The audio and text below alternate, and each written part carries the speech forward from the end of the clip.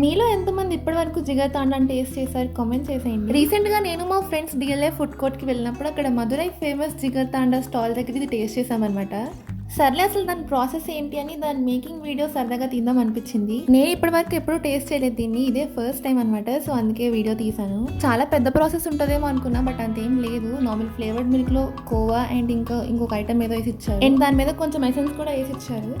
So అది బాగా mix చేసి తినేటప్పుడు అర్థమైంది, అది మనం గోంద్ కటీరా అంటారు కదా, కొంతమంది బాదం గమ్ అని కూడా అంటారు. సో అదే అనమాట, ఇది బాడీని బాగా కూల్ చేస్తుంది, మంచిగా ఉంటుంది. సో రిమైనింగ్ ఐటమ్స్ అన్నిటితో పాటు అది కూడా మిక్స్ చేసి ఇచ్చేసారు. అదే జిగర్తాండా అనమాట. అన్ని మనం మిక్స్ చేసుకొని తినేయడమే. ఈ ఒక్క గ్లాస్ వచ్చేసి 100-120 చెప్పారు అనుకుంటా, కాస్ట్ సరిగ్గా గుర్తులేదు నాకు.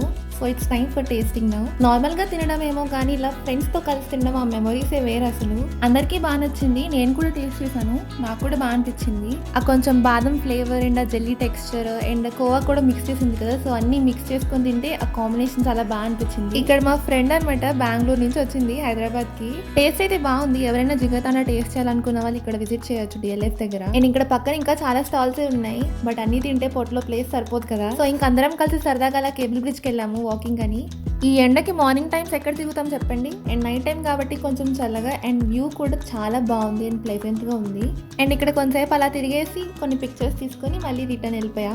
ఇలాంటి చిన్న చిన్న మూమెంట్స్ మన లైఫ్ లో చాలా స్పెషల్ గా ఉంటాయి కదా. మీరు ఇలా మీ ఫ్రెండ్స్ తో కలిసి టేస్ట్ చేసిన ఫేవరెట్ ఐటమ్ ఏంటి? కామెంట్ చేసి share your memories in the comment box. Video నచ్చితే like, share and subscribe, and thank you so much for watching.